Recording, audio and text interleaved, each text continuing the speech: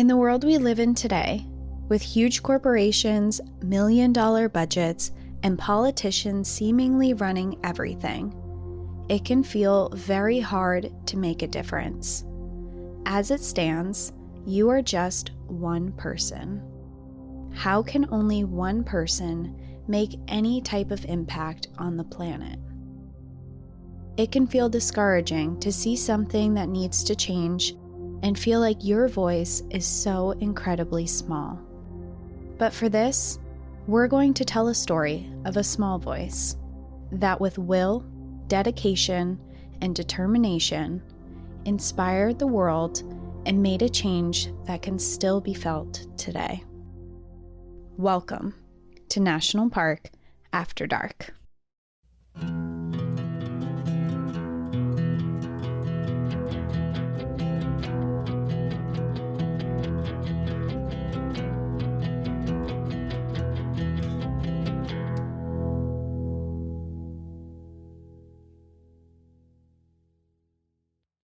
This sounds like a more uplifting and inspiring story than we're used to. It is. It definitely is. I was feeling a little bit less on the morbid side this week and more on a conservation, save the world kind of story. I feel like everybody needs a little bit of a uplifting moment, so I'm glad that you're providing that to us today. It kind of went from like when I had my amazing animal episode where I'm like, I just want cool stories that are like kind of happy. Yeah. That was kind of my thought with this one. I'm like, I don't really want this to be super morbid. Not that it doesn't have like some serious aspects to it, but it's kind of leads into a feel-good story. Okay. Well, I did want to say, first of all, before we begin, happy late birthday. You're now 31 years old. Welcome to the club. How do you feel? I feel fantastic. I like being in my 30s. I do. And it's funny because I was talking to someone the other day and she's like, I just listened to your episode and you were turning 30. I'm like, oh my God, I'm 31 now. I know, it's been a whole year. It was the Bessie Hyde episode. I turned 30 in, and now we're in California for this episode, and we're physically in Washington. This is one of the first episodes that we are actually recording together in person. Cassie came out to visit me, and also, last thing before we start, I did want to say thank you to everyone for the absolute outpouring of love after Ian's episode that we released a few days ago. It's certainly been a very, very difficult time to say the least. It's been very difficult for me, and to know that there are so many people that I've never met that are rooting for me and lending me support and kind words. It is very, very appreciated, and I'm just very thankful for that in a time that it seems like the world is shit and dark. That is a light. You guys are a light. So thank you for being that for me. Yeah, it really has been a time where it's been like, when we first started this, we were nervous that we were going to get a lot of hate and like not really, just like not kindness because we're putting ourselves out there, and not that we haven't been reaffirmed throughout this entire process that you guys are wonderful, but this has been like such a significant, horrible part of this journey where everyone has been so kind. Yeah, so thank you. And I'm not going to get emotional. I'm going to try and just zip that right now because otherwise I can't cry on air anymore. So I want to hear about some saving of the trees, please. Okay. I can definitely do that. For this episode, we're going to head to Headwaters. That's a fun, say that 3 times fast. We're going to head to Headwaters Forest Reserve, which is located in Northern California in the Humboldt County area. So this is an area that consists of 7,472 acres of old growth coastal redwood groves that are managed by the Bureau of Land Management as part of the National Landscape Conservation System. That is helpful. I was just going to say, that's a lot of words I put into one sentence. It's a protected area of redwoods, essentially. Gotcha. And this is one of the largest groves of redwood trees in California, and it's one of the largest in the whole world. These trees are thousands of years old, and there are also other plant life that lives here, such as Douglas firs, Sitka spruce, western red cedar, western hemlock, and red alder. It also protects a variety of wildlife here, some of which are the threatened marble murrelet, which is a PNW seabird, and it also protects the northern spotted owl and native salmon stock. So there's a lot of cool stuff going on in this little area. This place was established as a reserve in 1999 after a 15-year effort to save the forest. However, the redwood preservation movement has been in full swing since around the year 1918, when a nonprofit organization was founded that is known as Save the Redwoods League. So saving the redwoods in California had been this big movement for a long time, and it had originally started when the coastal forests around San Francisco and the Santa Cruz Mountains were being logged. And this included the creation of Redwoods National Park, which isn't exactly where we're going to be today, but it's in the realm of the same area. Same area, same movement. Mm-hmm. Gotcha. It's connected to a national park, everyone. It's national park adjacent. Give us a fucking break. Sorry, my tolerance is very low. Not that you guys would call us out. Not that you guys care at all, but we just like to tie in some type of the sass that just came out. Sorry. It's like no one was mad. Relax. It's like no one was mad. Everyone's just like sat back in there. Sheesh. You know, when you're like reprimanded by your parents and you didn't actually do anything, but you're sorry. Yeah, you're like, oh God, okay. It's like, I'm very sorry I did that. Yeah. So it was part of the Redwoods National Park, like how that was created.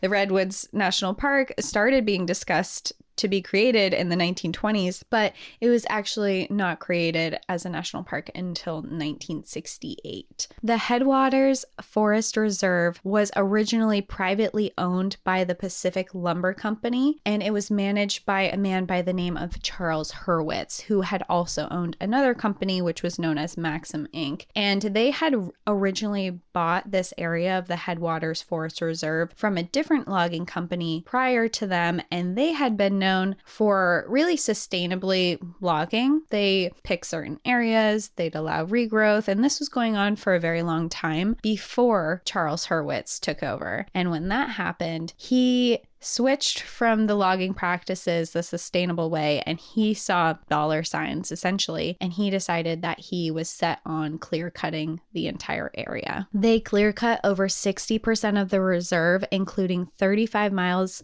of road construction that they put through. So some of this was literally just to build a road. I can see where this is going. It's like, we're mad. I'm mad. And the effects of this massive clear cutting was almost immediate. You know, it was affecting the watersheds in the area, and it severely affected and accelerated the erosion of the area. The Pacific Lumber Company had clear cut almost all of the trees atop a mountain where several homes were at the base of it. This area where they had clear cut was eventually hit with a rainstorm with torrential downpours. There were heavy winds, and because there were no trees in this area, it created a massive landslide that destroyed 7 houses. Now, luckily, during this slide, someone had noticed what was happening, and they ran to all of his neighbors' houses, essentially, and was like, get out, the mountain is falling. And everyone was evacuated before it actually hit the houses, and no one was injured, thankfully. But there were 7 different families that lost their homes. That's very significant, losing your whole entire house. Yeah. And then your property's ruined too. So not to say like fires are any better, because they're certainly not, but now there's nowhere to even build a house after that. Right. The Stafford County residents blamed the logging company for this and blamed them for all of the clear cutting they had done. But a lot of the residents here were really hesitant to actually say anything to them personally, because Stafford County was a very small town, and a lot of these people who lived there were employed by the lumber company. Gotcha. So they didn't want to ruffle any feathers of their fellow community members and disrupt anybody's livelihood and things like that. Exactly. Well, that was it, is they made their livelihood this way, and then they just lost their home. So it's like, I need money. I don't have a house. What am I going to what am I going to do, essentially? But eventually, the blame did fall on the company, and people did say something to them. And this caught the attention of the mayor in the area, who also confronted them and said, we really think that you did do this. The lumber company came back and said, we didn't do this. This was an act of God, and the storm was brought by God, and that was the reason for the landslide. Okay, so this... I can't even justify any part of that. Yes, the storm was not brought on by the logging company, but irresponsible logging practices contributed to what happened to those homes. Exactly. So there's no explaining that away by pinning it on God. No. And luckily, the governor agrees with your take on this as well and said, no, you clear-cutted irresponsibly. You did this. And people thought that might bring change, but it didn't. There was essentially nothing that happened after they were blamed for this. And actually, very soon after this happened, the California Department of Forestry approved a plan to clear cut an area that was directly next to where the landslide happened. Okay, so no steps forward in any meaningful direction. No. What the company was not planning on was that this area that they had just planned to clear cut and remove every single tree from, there was a tree here named Luna that was going to be very important. And a young woman named Julia Butterfly Hill was about to throw a huge roadblock on their plans. Julia was born in Mount Vernon, Missouri on February 18th, 1978. She grew up in a religious family with her parents. They were named Dale and Kathy, and she also had two brothers named Michael and Daniel. Her father was a traveling preacher, which kept their family on the road and living in an RV. So they were a pretty poor family. They had 5 of them living in a very small RV. They had very little means to things. Their main focus and what she was raised on was that religion was most important, along with helping other people, and then you took what you needed second. Eventually, by the time Julia reached high school age, they did settle down in Arkansas, and here she lived a pretty average teenager life. She was no longer on the road anymore. They had a house. She was hanging out with friends, she was working, she was saving money where she could and going to school. So she was essentially a normal teenager eventually. It wasn't until August 1996 when she got into a really bad car accident that her life really began to change though. In the crash, she had hit her head and she suffered short-term memory issues and she lost some motor skills. Doctors weren't sure if she was going to be able to walk and just think again, so she needed to go through intensive therapy. But after almost a year of intensive therapy, she did heal, she did get better, and she was ready to live her life again. And this near-death experience changed the trajectory of her entire life. She had found the importance of making every moment in what she was doing, and she decided, this is my time. I need to go figure out what I'm going to do with my life. What does my life mean? And what is my purpose here, essentially? So with this revelation, she decided that in order to find this, she needed to travel the world. The opportunity did present itself several months later when her neighbors and one of their friends had asked if they would accompany them on a road trip out west. And specifically, they wanted to come up to Olympic National Park in Washington. Not a bad destination. Yeah, right across the country. And their friends, they originally had 4 people going, but one of them had backed out. So they pretty much said, Julia, we can't afford gas. Please come with us. We need this extra person to divide the costs. Yeah. I know what that is like. I've been there. Totally get it. And she was like, yeah, this is exactly what I'm looking for.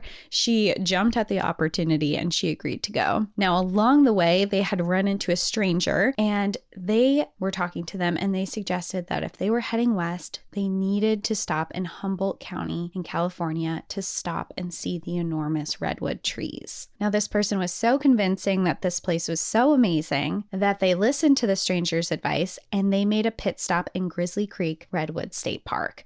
And this is a small park that sits along the Van Dusen River and has 3 separate units of coastal redwoods. They get out, they're super excited to see this, but when they arrive, there are a bunch of signs there that say dogs are not allowed on the trails, and they had a dog with them. So their group decided that they would do a short walk along the road to look at the redwoods that wasn't actually like in the park, but just to kind of look at them from afar. But for Julia, this wasn't enough at all. She was like, no, we're here. This is amazing. I came here to experience this. And she just felt this deep desire to see these giant ancient trees. She wanted to go on the trails. So essentially what she did is she told her friends what she wanted to do. They said, okay, we're staying here for 15 minutes. It's going to be a quick stay. If you're not back in time, we're just going to keep heading out on our road trip. She's like, okay, if I'm not back in 15 minutes, just drop my stuff at the ranger station and I'll figure it out from there. What? That seems very weird to me. Right? What do you mean? I would never just leave my friend and like, oh, well, this is a 15-minute stop. It's like, go to the bathroom, or if you're not out in 10 minutes, like we're leaving you behind. Yeah, abandoned. That's so... I was not prepared for that, but okay. Julia didn't care though. She was down for that. She's like, I'm going to go check it out. If I really like it here and you don't want to hang out, like, that's cool. I'll figure it out.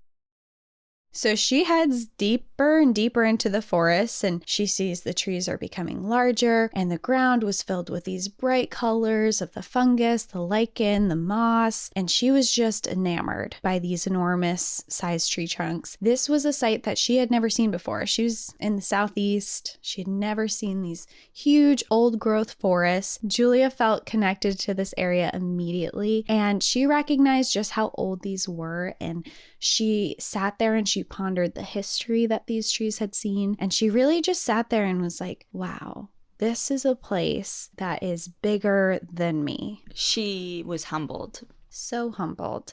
It was the first time that I think that she really felt small.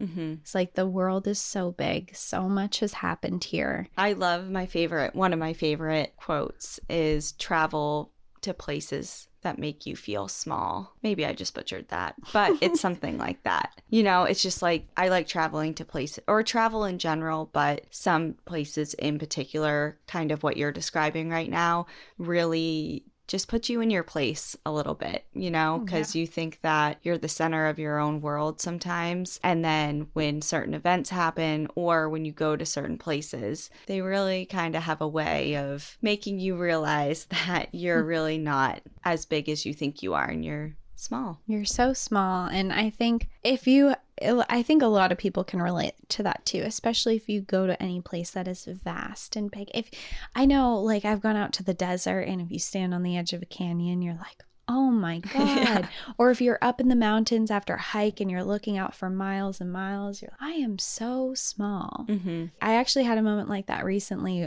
My friend Hannah and I, we went to the North Cascades and we did a hike up Thunder Creek Trail, and we looked over Diablo Lake, and we were sitting there, and she's like, wow, I feel so small right now. Like, this is so big and it's so massive here. Mm-hmm. And it sounds like when you say that, when you're like, I feel so small, it almost sounds like a negative thing, but it's not. No, I think it's a fulfilling feeling. It sounds weird. Another mouthful. Yeah.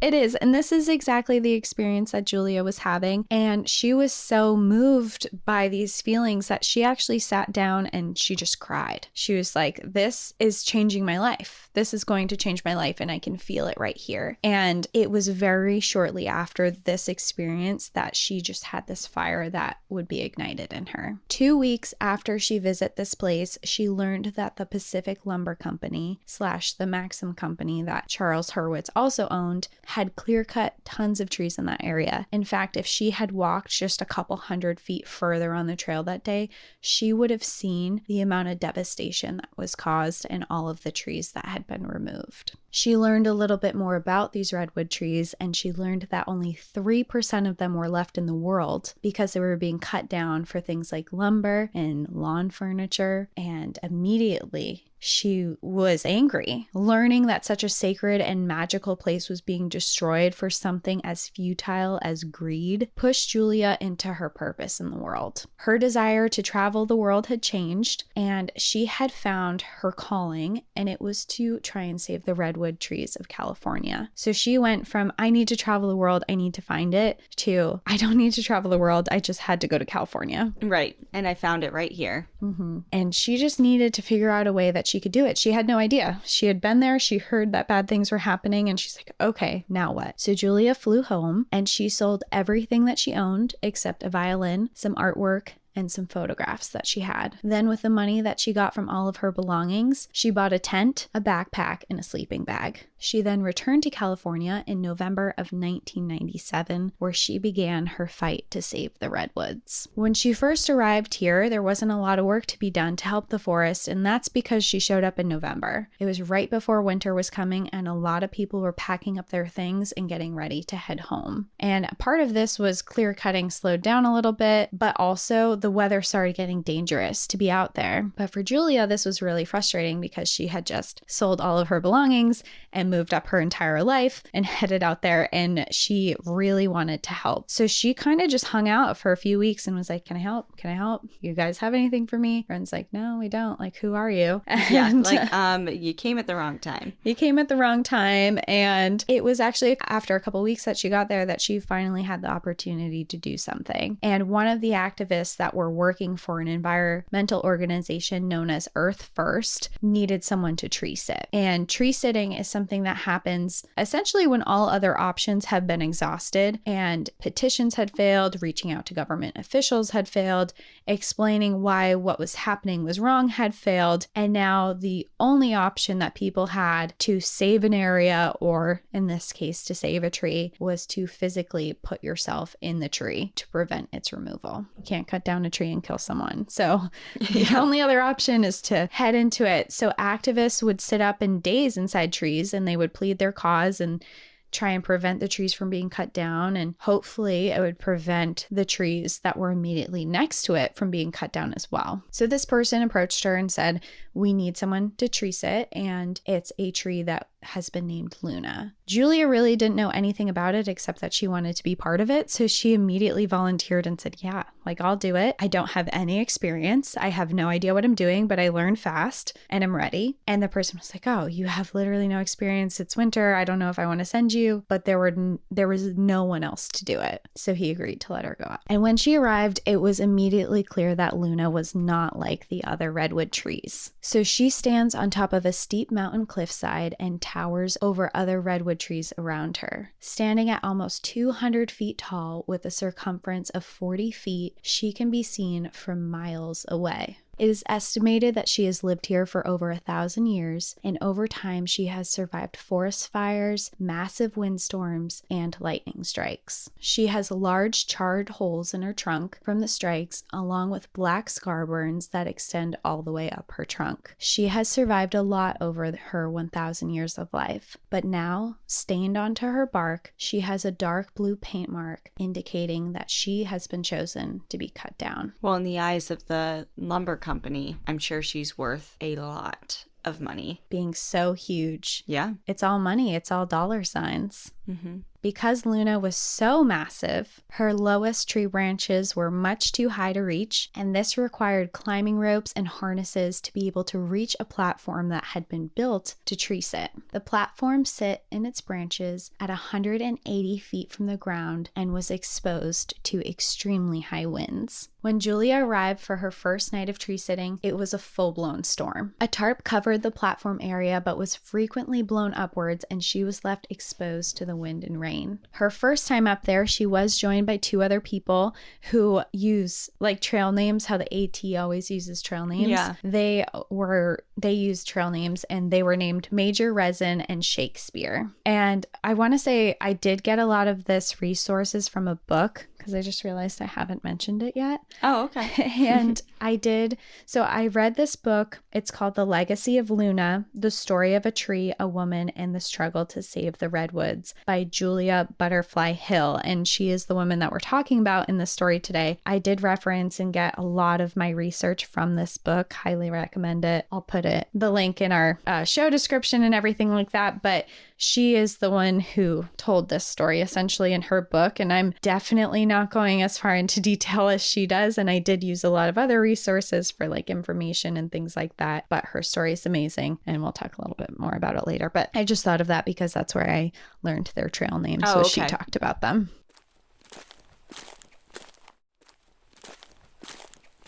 So the platform that she was on, 180 feet high up into this tree, was constantly swaying in storms, and none of them were strapped into anything sometimes. When they slept at night, if they were to move or roll over too far, they would just fall right off the platform and die. Why wouldn't you secure yourself with ropes? Well, they didn't have enough supplies, essentially. They didn't have enough harnesses. And Julia was so new, she didn't even know she needed a harness. And she showed up to this with literally nothing, almost. A violin, like you said. Yeah.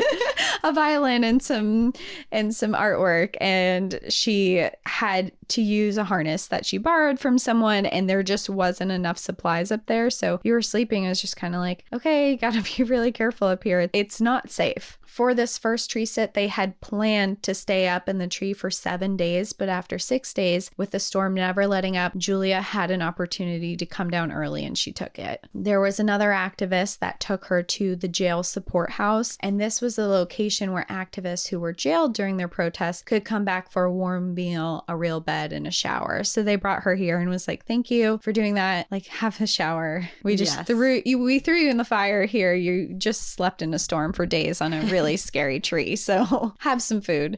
But she was only there for 1 day when an activist asked if she could go back up into the tree and sit at Luna and protect her, and without hesitation she agreed. She was now actually relieving Major Resin and Shakespeare, who she had been sitting with previously, from their duties so that they could have a break. It was also, I think it's important to note that someone had to be top of Luna all the time, because if not, she was in danger of being cut down, especially because she had become this known tree that people were sitting in. If they had come out of the tree, it would have just been cut down. Okay, so the tree needed constant support from the sitters. Yeah, they were essentially doing shifts. Julia stayed on the platform for days again, but this time, after the 5th day, she got very sick. She was plagued with a fever, chills, she had hot and cold flashes, and the worst part about this was she was up in this tree, and they didn't have any phones, and their satellite camp was empty at that point, so she actually had to wait for an activist to show up physically to relieve her of her duties. And another important thing to put in your mind of Luna is she's not something you can just drive to and climb up. It's like a haul of a hike to get to her. Mm-hmm. So she was sick for quite a few days before anyone did show up to come get her. And when she finally did come down from the tree, the first thing she did was she ran behind it and she started vomiting. Then she had to walk a couple miles back to camp, during which she almost passed out 4 different times. When she finally did make it back, she had a friend bring her to the hospital, and it turned out that she was actually battling 2 different viruses at the time, and one of them had gone to her kidneys. So she was severely sick, and it took her several weeks before she recovered, and in which time she didn't actually stop working for the cause. She just took up more administrative duties. So she spent a lot of time creating posters and flyers, and she would talk to people about the cause and sleep in a warm bed and drink enough water. And, like while she's recovering. That's some serious commitment. It is. She's like, yeah, I was sick, like throw me back in, I'm ready. By December, the Pacific Logging Company was getting a lot closer to Luna. Their clear cutting of the area had begun, and every single day they were cutting closer and closer to where she was. And meanwhile, the activists were struggling. Having people come up and down from the tree was really confusing, and it was not well executed, and they had a lack of communication. We said before, they didn't all have cell phones. They didn't know how long people were going to be up there. And also, they were short-staffed, essentially. A lot of people were going home for the winter, and they were really struggling to find people who would stay on top of Luna for long periods of time. One thing that really impacted this as well is the Pacific Lumber Company, as they started getting closer, they started using scare tactics on the sitters. So they started threatening to blow the tree up from the bottom. And they would have people in the tree, and they're be like, okay, we're just gonna blow it up and you're gonna die and fall out of the tree, like if you stay up there, so you might as well come down. And at one point they did it to a woman who was up there, and she got really scared and she came down and she ran out, and there was no one, or I think there was one person left, but there was always supposed to be more than one person there. So with these struggles, Julia actually came up with a plan, and she relayed it to a fellow activist who went by the name of Almond. Her idea was that she wanted to stay up on the platform for longer periods periods of time. She wanted to just go up with plenty of supplies, have a cell phone with her, have plenty of food, and not have to keep doing these relays of people and having people come up all the time. Like, she's like, I'll stay up for a month, I'll stay up for 6 weeks. Let's just do long periods so it makes more sense. And Almond really liked her idea, and he agreed to come onto the platform with her for a month. So over the next few days, they gathered all their supplies they needed, and Earth First supplied them with a cell phone. Because Luna was located on Pacific Lumber's property, it was a big risk of being arrested for trespassing if you were caught. So they actually had to hike up to Luna during the night. And during this night that Almond and Luna were heading up, they almost got caught by a logger before ducking into the woods and off the trail. So it was pretty scary. They're at high risk here. It's dangerous being up in the tree. They can be arrested. It's risky. It's so risky. When they did finally reach Luna, they found 2 other sitters in the tree, which actually had not been expected. They thought that they were relieving a single sitter so they could go home, but these 2 were actually planning to stay one more night. So this left them with a little bit of a pickle because now there were 4 of them on this tiny platform. They did have a hammock that someone could sleep in, and then Julia, along with the 2 others, slept on the platform that night. Among this issue, with now more people, one of the tree sitters who had been in there originally had accidentally taken the harness that would have been Julia's with them, so she was actually left with only 1 harness between her and Almond. The next morning, as the 2 others began to rappel down to leave, they heard a whack, whack, whack against the tree, and they noticed that loggers had began cutting at her with their axes. The 2 of them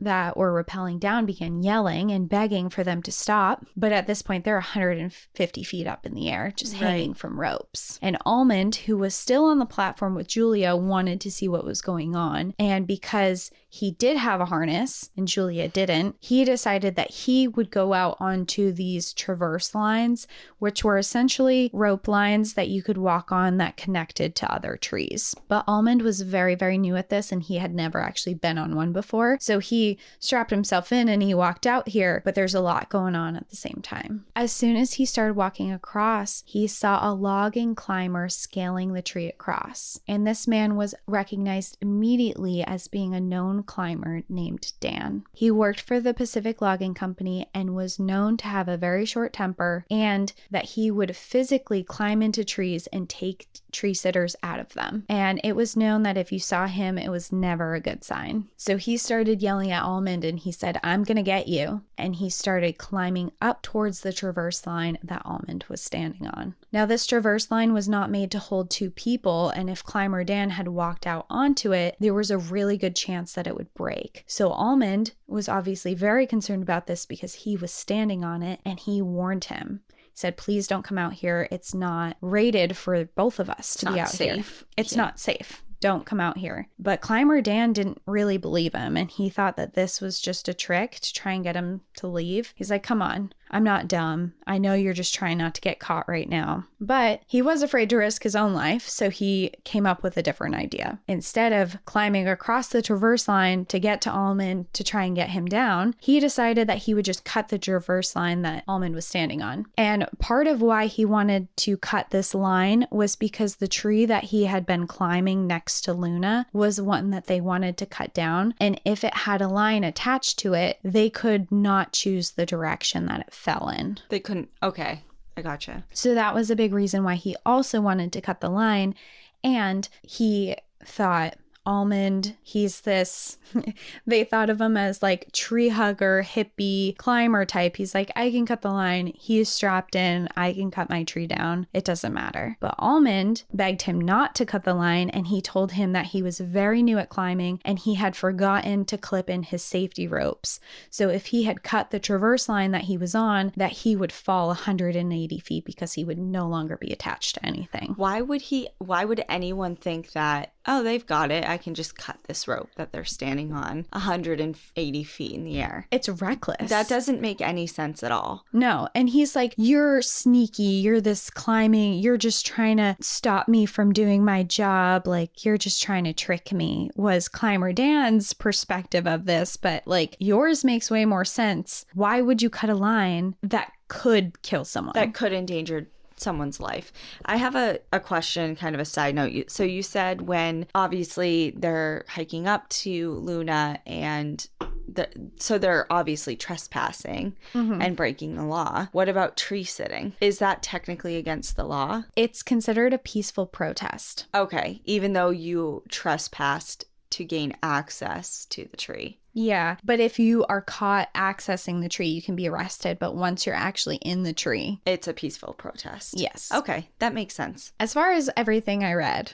Okay. Because it sounded like if they're on the ground, that's when they get arrested, but the tree that they're safe. But so he's up in the tree. He's threatening to cut the traverse line. And Climber Dan still doesn't believe him. He's like, no, I don't believe you. This is another trick. So Dan cuts the rope. Of course he does. Luckily, Almond had stepped back just in time and far enough that when he fell, which he did, he fell 2.5 feet before he landed on one of Luna's branches. So if he hadn't stepped back, he would have fallen to the ground. Died. Yeah. After this, it was total chaos, of course. Lots of shouting was coming from every direction, from the two that were hanging, from Julia. She's freaking out. And of course, Almond starts yelling, like, you almost killed me. And Julia is horrified from the platform. And she has no harness, so she can't do anything. She's just stuck there. She's very new. It's not like she's a good tree climber at this point. She's not comfortable. So she thinks of the only thing that she can do. And she grabs her cell phone that Earth First had provided her, and they had also provided her with a list of news station phone numbers to call. And she thought, the whole point of this tree sit is to get attention. We're trying to save the trees and we need to get attention. And this logger is willing to kill a man sitting in one of the trees. Someone needs to know. So she starts dialing. After several attempts, she reaches the answering machine of one of them, and she left a frantic message detailing exactly what was going on. After this, the fight between them and the loggers continued for 12 days before they headed to another tree that wasn't too far away and decided to cut that one down instead. The problem was that they were cutting in the direction of where Julia and Almond were sitting. So it wasn't long before the tree came crashing towards them, and it almost completely knocked Julia out of the tree. At this point, it was very clear that this job of trying to protect Luna was going to be a very dangerous one, and each day that she was in the tree, she was potentially risking her life. These loggers were angry and they were annoyed, and they clearly had total disregard for her safety. For Julia, she decided to look at this situation with a different perspective. She wanted to see what the Pacific loggers saw. She's like, okay, why do they hate me so much? Yes, this is how they make money. But why do they have no regard for my safety? And she decided, they think I'm just a hippie. They think I'm a tree hugger. They think that I'm the person that's standing in the way of them doing their job and making money to support their families. So she decided that she's going to try and make friends with them. It's like, how can I start talking to them? How can I get on their good side? Yeah, get on their good side. How can they see that I'm actually a person that's standing here? So she starts talking to them. She starts trying to relate to them. She's asking about their families, their friends, things like that. And at one point in a little baggie, she lowers down some granola to eat because she's like, you're probably hungry. Here's a snack. I have food up here. She lowers that down. And then inside of it, she lowers a photo of her that she had taken very recently, just a couple weeks back, on her birthday. And she was wearing a silk suit and heels. She was all dolled up, dressed to the nines, looking very different than she does in this tree right now. And she's kind of like, here, look. I'm not like this hippie, lives in the forest, lives off the land person. I just don't believe in what you're doing. She's humanizing herself to them, because then it's kind of like maybe they would think twice about cutting down a tree that has her in it versus just someone that's blocking, like you said, their way of life. It's like, well, I don't want to cut down Luna because Julia's in it. Exactly. That's exactly what it is. She starts extending kindness in lots of different ways, and she was religious, so in her own time, she was even praying for them. She's like, I'm praying that they're safe out here. I'm praying that they're well-being. I think it was something that wasn't only for her own safety, but also she was like, I hate these people and I'm harboring a lot of anger towards them. Like, how can I make them a little better for myself too? And they didn't become friends, but they started joking around a lot. They could call up into the tree and be like, hey, Julia. And she'd be like, hey, you change your mind yet? You still out here? What we doing today? Like, how long are we going to be out here? You going to stop yet? And they would just kind of make jokes and poke fun at each other. And it was a little bit, the tensions were eased. Okay. But living on the platform was not especially easy. The platform itself had been falling apart, and it was held together in some places with just like duct tape. There was a tarp that was created for the walls of the area, but it didn't hold in heat well, and it didn't do a lot to protect them from windstorms. And this time of year, there were really heavy storms. They had sleet, hail, rain. It was uncomfortable. It was very small, and if Julia wasn't alone in the tree, her privacy was very limited. There were no bathrooms on the platform, and she had to urinate in a jar. And what she would do is she would urinate in a jar, and then she would essentially like spread it over the side and let it drop to the ground. But with a 180-foot fall, I think this is kind of important because it's like, wait, you can't just throw your urine everywhere. You're going to kill the plants. With this 180-foot fall, and with how wet this area was, the acidity of her urine didn't actually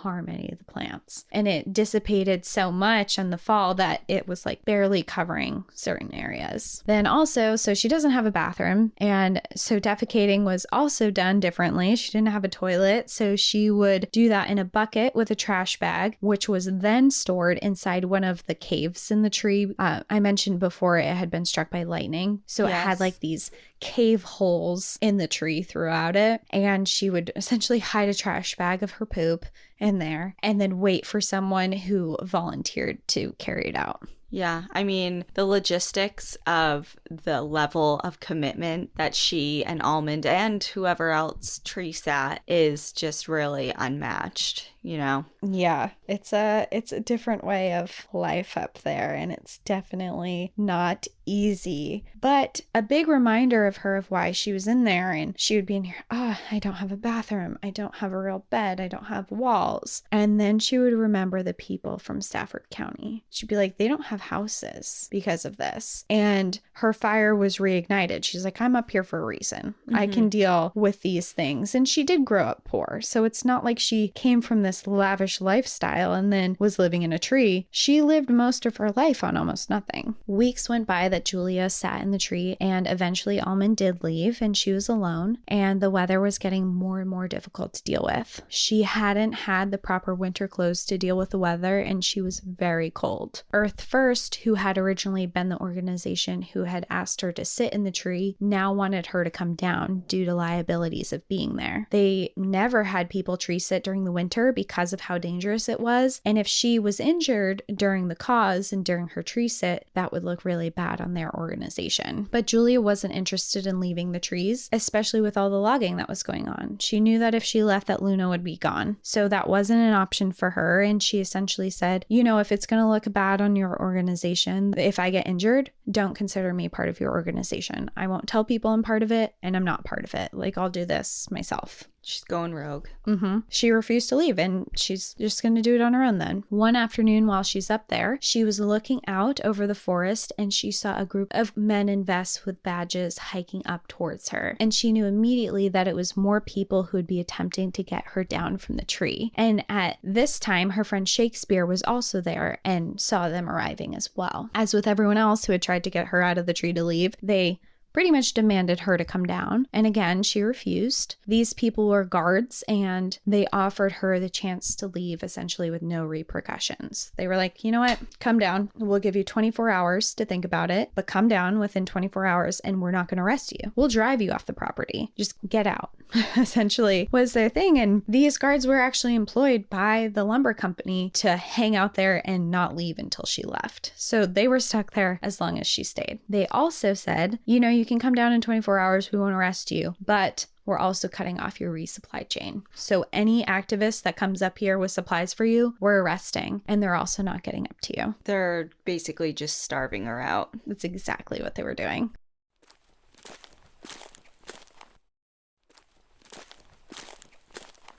So 24 hours came and went, and neither Julia or Shakespeare left the tree, but they did realize at this point that they did have a pretty big problem. With them blocking the resupply, they realized that they didn't have enough food and supplies to last 2 people for a few weeks, but they would have enough for 1 person for a few weeks. So this is where they decided, Shakespeare, you should probably head down because the resources would last Julia longer, and she was the most dedicated to this cause. So she's like, Shakespeare, you should leave, but we got to figure out how you're going to get down without getting arrested. Then the guards offered again to allow them to leave without being arrested, even though the 24 hours had passed. They're like, oh, you guys are still up here. We want to go home. Like, please leave. We won't arrest you. Come down. So they came up with a plan. And Julia said, if you let Shakespeare get down and you let him get home and he calls me and lets me know that he made it down with no issues, not getting arrested, anything, I'll consider coming down. I'll believe that you won't arrest me if you don't arrest him. Okay. So they just had to, prove to her that they would be true to their word. Exactly. So Shakespeare comes down, and they were so motivated to get Julia to believe them that they actually not only walked him off the trail, but then drove him in their cars to his house. Yeah, it's like, okay, we've done this. Now let's go. It's like, we'll carry you, we'll feed you, whatever you want. Like, please come down. And I'm sure Julia had no intention. None. At all. At all. Shakespeare calls and she's like, great, glad you made it. Great. Plan worked out great. See you in a few weeks. Yeah. And so they get back and they're like, okay, he's home. You can come down now. And she's like, oh, yeah, I changed my mind. Yep.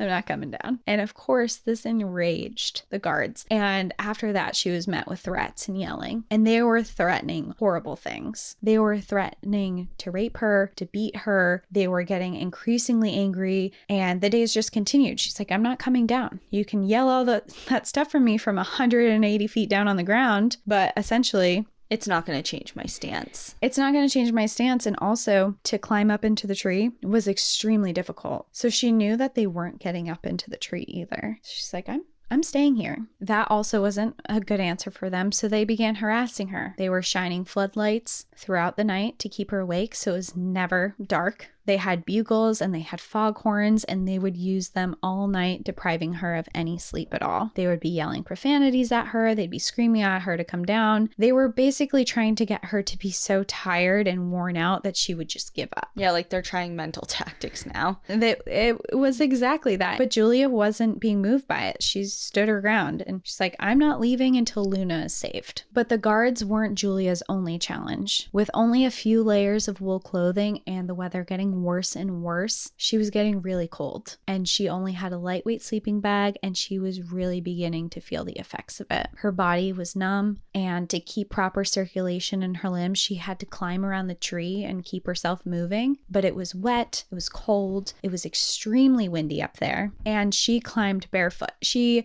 didn't feel like she could climb well with shoes on, and it was she felt like she needed to feel the grooves in the tree with her feet and to be able to safely maneuver around. So she climbed barefoot, and eventually she did suffer from frostbite in her toes. So she didn't have shoes at all? She had shoes, she just didn't climb in them. Oh, okay, yeah. It ended up taking her weeks to fully recover, and she would spend a lot of her time wrapping her feet in other clothing and her sleeping bag, like rubbing them a lot. And she did recover, and her frostbite was gone, but it took several weeks for that to happen. Now, during this whole time, she stayed in communication with news outlets, informing them exactly what was happening. She had a video camera up there, so she would video any instances that she could, including one time there was a helicopter that flew way too close to Luna, and helicopters are really strong. Like, they create really strong wind speeds. So there's actually a law that you're not allowed to get within 200 feet of trees, and they were getting much closer than that. Because of this, the branches were blowing wildly, and they were almost throwing her off her balance, and she almost fell out of the tree entirely. Was the helicopter dispatched by the logging company? Definitely. Okay. I just wanted to make sure. I thought I knew the answer. I just wanted to make sure. This is definitely another attempt. It was a scare tactic, essentially. It was to make her uncomfortable. And, she was struggling at this point. She was exhausted. She hadn't slept in days. The storms that were happening were unrelenting. There were the tactics of the guards and the helicopter. And also, she had no supplies. No one had been able to get up to her. So she was alone, and she was running out of supplies. There were other activists who had been trying to resupply, but they failed over and over and over again. And of course, she's in radio communication with them, so she's getting drained. She's seeing that resupplies aren't happening. She's in this weather. It's a rough time. And eventually, just as Julia was ready to give up and come down from the tree, she saw in the distance a group of 20 activists approaching the tree. Next, over the radio, she heard the codes, meaning that they were close and about to perform a resupply. And this was the first time that they had given her this code in all the attempts. So she's like, it's it's happening. Mm-hmm. She has hope here. They're coming. So she knew that she needed to be ready, and she also knew that she needed to distract the guards. So out of view of the guards, she lowered the rope that she would use halfway down the tree, and this would be the rope that the supplies would be attached to. She then started singing to distract the guards from any noises from the incoming group. She was singing songs that they were used to, so it's kind of like, oh, the crazy hippie is singing in the tree again. Nothing to pay any attention to, but eventually Shakespeare emerged from the bushes and announced his presence to the guards. Then there were 19 more activists that came out of the woods. Each one had what looked like a supply bag, but not everyone had supplies. Some of them just had mock bags to confuse the guards so they wouldn't know which person to stop. This is so well thought out. It's organized. Yeah. They know. And one of the activists called out 23, which was the code to drop the rope so he could attach the supplies. Julia did it, and they hooked it quickly. One of the guards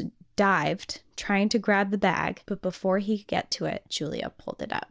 Again, she lowered the rope when they weren't paying attention, and she got another bag into the tree of supplies. This was finally a successful resupply. She had new food and batteries and a video camera, and she had seen activists from Earth's First. So Earth First had decided to come back. Be like, you're still here. You're dedicated. We're behind you. We're helping you out. Yep. Yeah. So after this, she was feeling good. She's like, I am revived. My hope is here. I'm ready to fight. She's like, they just did all this for me. I can hang out longer. Now, 2 days after this, the storms had been so unrelenting and so difficult that the security guards actually had to leave their posts because it was too dangerous for them to be out there. The storms continued to rage. They brought hail, sleet, rain, wind speeds up to 70 miles per hour. And there were times that Julia spent questioning how long she could stay up there and debating on giving up. But every time she thought that she was done and she was ready to come down, there was an outpouring of support that would arrive again, which would fuel her need to continue the fight. Eventually, Julia reached a record of tree sitting. The world record was 90 days, and she was well over 100 days at this point. I was just about to ask, how much time has lapsed? Forever. At this point? She's been here for so long. And this was when the media really started to take notice of her. Like, you just broke a record. What's really going on? So suddenly news stations were calling and asking for interviews. They wanted to know about her life. They were reporting on her time in the tree and the details of her living there. Now, while some media outlets genuinely wanted to know what she was doing, her cause, others used the interview to tear her down and accuse her of trespassing, of being a nuisance, to stopping the economy, because some people viewed the logging company as like an important economic resource, and some were just trying to get a rise out of her. But there were other things that were hard to combat, especially when Julia entered a debate with the president of the Pacific Lumber Company on CNN, and he stated that she should come down from the tree because she was taking up space wildlife would use to nest in. What? She's like, excuse me? You're cutting You're this cutting down. the tree down. Exactly. And that was her response. She's like, there is a bright blue mark on this tree that has labeled this as a tree that you are cutting down. I'm not taking up a wildlife's nesting location. Yeah. When you're removing the nesting location of many, many, many species. Yeah. So some of these fights for her were like, excuse me, like I'm fighting pretty much dumbness with knowledge right now. Yeah. It's, what's the phrase? You can't argue with stupid. Yeah. Not to say that that person and some of what they were doing is stupid. It's just that specific argument makes It's invalid. Right. But with this, her cause and Julia herself became huge news across the nation. She had become the spokesperson for the tree, and she was getting attention from people everywhere. And by the spring of that year, security guards had given up completely, and people are now free to often visit her at the tree. And at one point, a band member from the Grateful Dead even came, and they had this big party celebrating at the base of Luna where they played music, they had food, and were just showing support for Julia. Julia, of course, didn't come down. She had promised that she was not coming down until Luna was saved, but she celebrated up on the platform. Celebrities were becoming interested in her cause as well and agreed with her cause. She even had Woody Harrelson climb into the tree and actually spend the night on the platform with Julia. A single night. A single night. He's like, this isn't exactly... and she writes in her book too, she's like, he wasn't really a morning person, but he appreciated and understood the cause and really loved the cause, but it just wasn't where he wanted to be, essentially. Yeah, well, I mean, the attention that he would draw from that, or he did draw from that, must have been huge for her cause. Yeah, absolutely. And just having these people care about it, people who have big voices and people who have big reach, is such an important part. The whole point is getting the word out and making people care.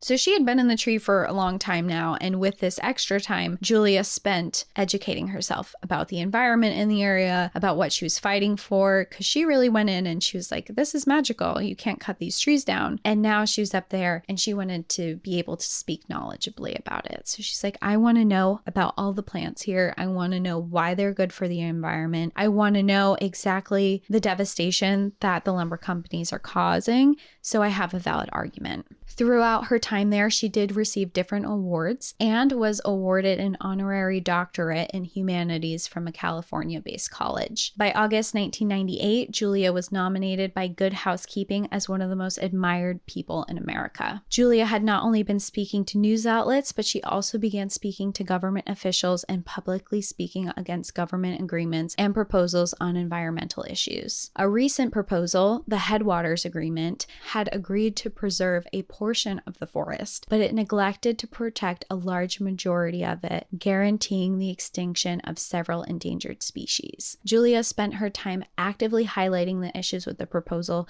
and speaking out against it. Even though Julia was living in a tree, she was spending most of her time on computers, on phones, researching things. She was constantly using her voice to fight against not only the protection of Luna, but also the protection of other trees in the area as well. She was fighting to protect what Luna represented. Exactly. She knew that this was so much bigger than Luna, but Luna was the symbol of it all. And eventually she began communicating directly with the president of the lumber company, who refused to negotiate or save the areas around Luna. But this was a huge step because she had never actually been able to talk to him directly ever before, but she had finally gotten his attention. More protests continued throughout the forest, and during this time, another activist was killed when a logger cut a tree down knowing there were people that it would fall around. During this, an activist was crushed in the process, and this sparked outrage and further protests and media coverage. Eventually, the communications between John Campbell, who was one of the presidents of the lumber company, and Julia became much more frequent. They started discussing their point of views on the phone. They weren't seeing eye to eye, but they were having conversations. John had seen this company as an economic importance that was good for the community,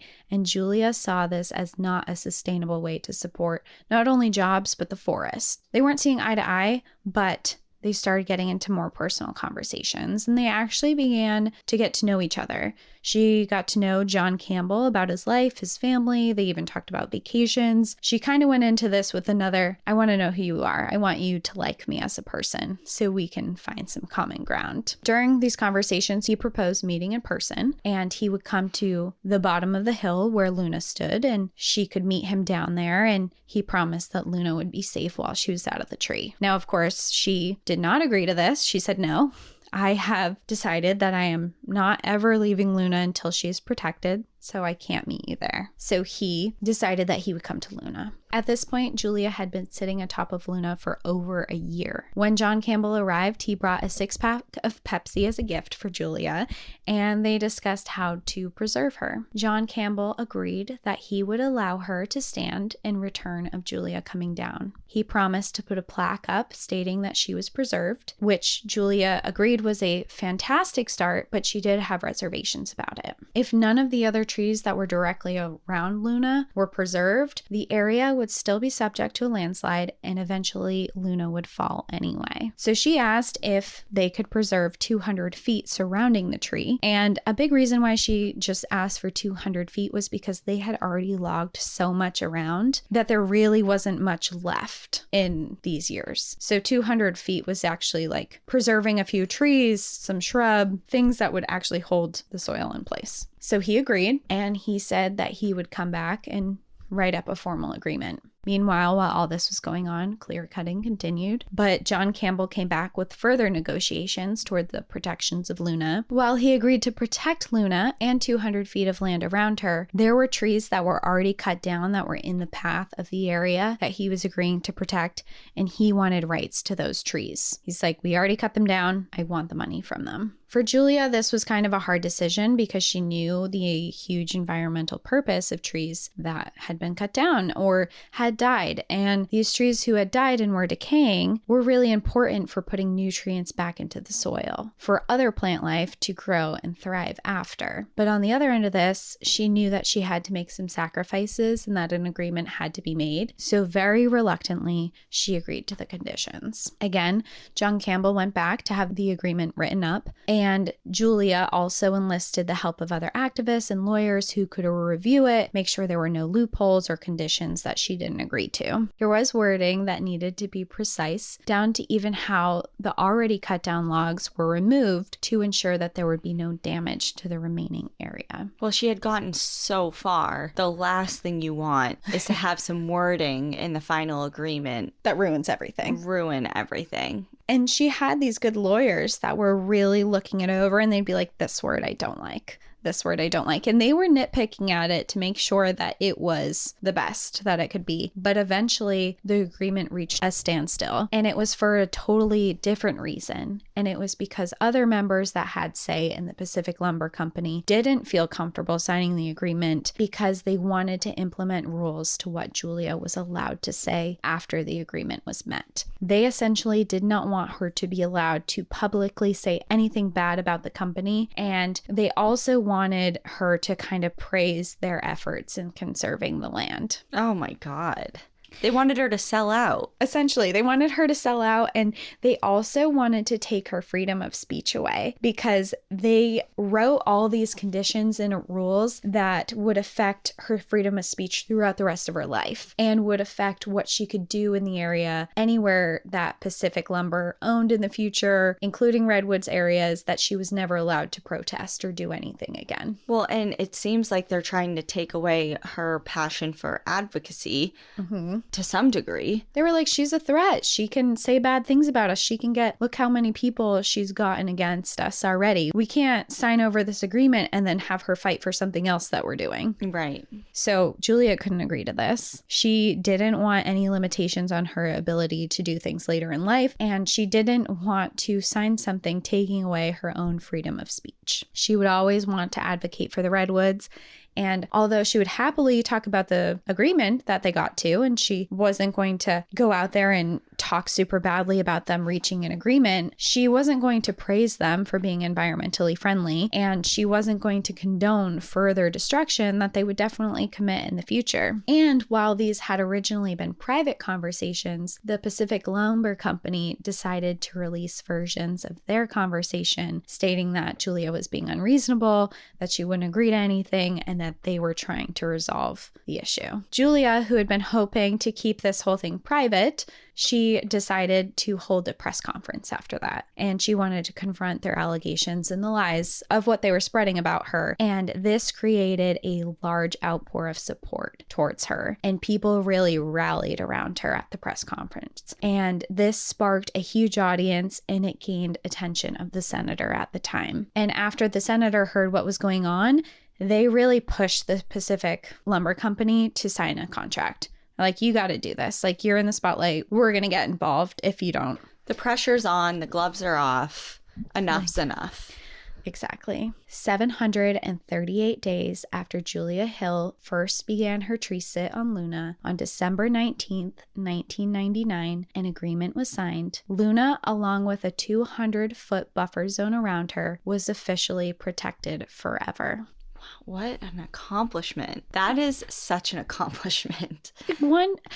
She definitely had help and support from so many different organizations and things like that. But it was one person who was like, I'm not giving up. That sparked other people to not want to give up. Right. Well, she set off a chain of events that, yes, without the help and support of all those other people and organizations, probably wouldn't have happened. But you could also say none of that would have happened without her. Exactly. And, like you said in the beginning, it's just one person with no experience, just a passion and a heart for a cause. And look what she did. It's amazing. It's inspiring. It's so inspiring. It's like, if you think, kind of why I wrote like the intro, it's like, if you think you don't have a voice and you can't do something, look at people like this who went into something that they cared about with no knowledge, no experience, just a passion for what was going on and knowing that what was happening was wrong. And the drive to commit to it and the drive to obtain knowledge. Like you said, yeah, I have a passion for it, but I need to know everything there is to know about this so I can speak with knowledge behind me about this issue. Mm-hmm. And I can make a real impact and people will listen to me. Because there's one thing to be said about, and I hate, saying the term, a crazy hippie who just is like, well, I love the earth and you should too. That is obviously inspiring to some degree, but there's an added layer of, let me really listen to what you have to say if they're backing it up with a lot of things that you can't argue with, with knowledge from this is why I have a passion, this is why it's important. Mm-hmm. Not just because I feel this way. It's so much harder to argue with someone who presents you with facts. If you're like 2 + 2 is 4 and this is how I know the answer, and someone else is like, no, it's 6. Like, how do you get that? Show me your work. And when I prove you wrong, you have no argument. Right. So she obviously so exciting, super successful campaign, 738 days. That's a very, very long time to live in a tree. She did leave the tree. She got out. She went back to her life. Almost 1 year later, in November of 2000, news broke out that Luna had been vandalized. An unknown person used a chainsaw to cut 32 inches deep and 19 feet around the base of the tree. Oh my God.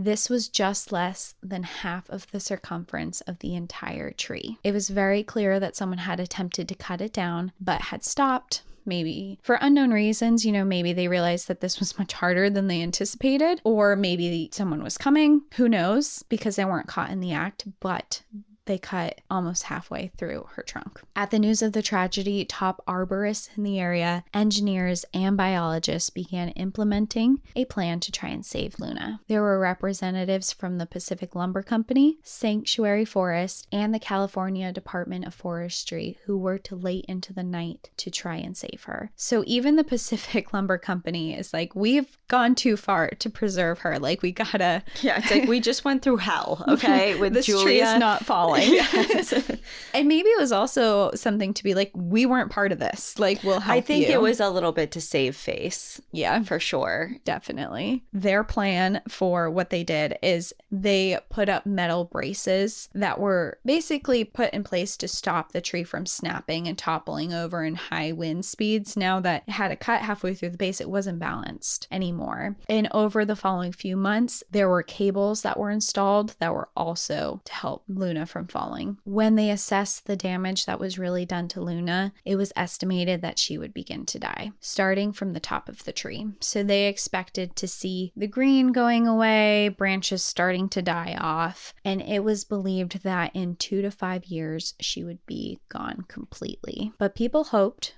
that stabilizing her would help to extend that timeline. Some dieback did occur at the tip of the tree, but there was not nearly as much as they had been expecting. It has been over 20 years since she was attacked, but she is still alive, and every year she shows signs of new growth. What a resilient tree. I mean, at over 1,000 years old. You've seen some shit. Yeah, you've been through some shit. You're not letting this get you down, especially when you have a whole army force behind you keeping you standing. I mean, she's been through fires, lightning. Now she's been half cut down and she's still standing through time. I did want to mention, because we've been talking about her so much, there is no public access to Luna. For obvious reasons, I'm sure. For obvious reasons, you cannot go hike out to Luna, but she does stand tall and proud near the town of Stafford, California, and you can view her from afar from Highway 101. So she is so tall, you can see her from the highway, so you can look at her from afar. Admire from afar. Yeah. I did want to quote a section of Julia's book because I just thought it was a beautiful way to end how important Luna is. And in Julia Butterfly Hill's book, The Legacy of Luna, she wrote, "Luna stands as a symbol for all the old growth forests that are smashing into the ground, into oblivion, into extinction every day. Luna stands for hope and the love that will always win over hate. Luna reminds us that the hope for this beautiful sacred planet that gives us life, and thus hope for our humanity, lies in our ability to transform the greatest obstacles and challenges into strength, endurance, commitment, and love." She continues on to say, "Yes, symbols can be attacked, but what they stand for can never be destroyed. The assault on Luna is an assault on what so many people in this world hold sacred and dear. But instead of weakening or destroying us, it has only served to make our resolve stronger." What a story. What a story. And what is she up to now? She is still out there. She is still advocating for the redwoods forest. And she actually, if you go to sanctuaryforest.org, she has a whole organization that she has put together to continue the fight to save the redwoods. And if you would like to join the worldwide efforts to assure Luna's well-being, you can contribute to the Sanctuary Forest Conservation Easement Endowment Fund at sanctuaryforest.org. Wow. I gotta look up a picture of her. There's pictures, right? I'm sure. She's on my book. Oh, let me see. Wow. Look at her. Yeah. Look at her bare feet. Bare feet and all climbing. Bare feet climbing. And she wrote in her book too, she's like, "I gained all these muscles on my hands and my feet that would like help me climb." And I'm like, I can't even picture muscles on my hand and my feet. But I'm sure. Wow. That was great. It was definitely inspiring. I had a feeling. I didn't get sad one time. Well, okay, a little bit.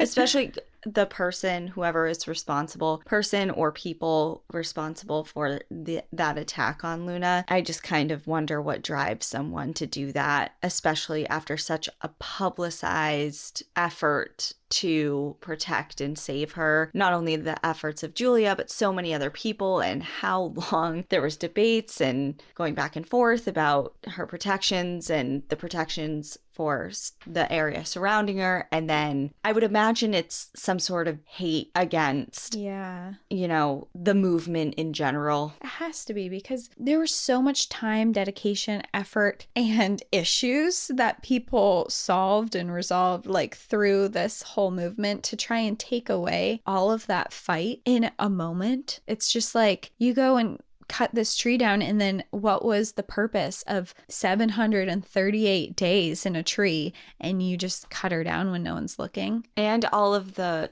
efforts that went in behind that 738-day sit, and that person who lost their life, like involved in all that. It's just, I don't understand. And I'm glad that that was kind of like an isolated incident. And so far, nothing else has happened. And hopefully it never does. Yeah, and one good thing, or lots of good things that arise from this episode, but now Luna has actually started regrowing around and healing around her trunk where she was cut, and there are areas of her trunk that are regenerating over itself and healing itself. Wow. Okay, so are the cables still there, like the stabilizing? Yeah, there are still some that are there and holding her together, but she has begun healing, and every year she seems to be getting stronger and stronger, which is very exciting. Whoa, that is so cool. Yeah. Well, thank you for sharing such a special episode and kind of bringing us up a little bit. Yeah. All right. I think that's it. We've been at this. This is a long one. I was going to say anything else, and I don't know if I have anything else. in me. Okay, well, thank you everyone so much for joining us again. We look forward to seeing you next week. In the meantime, enjoy the view, but watch your back. Goodbye. Bye.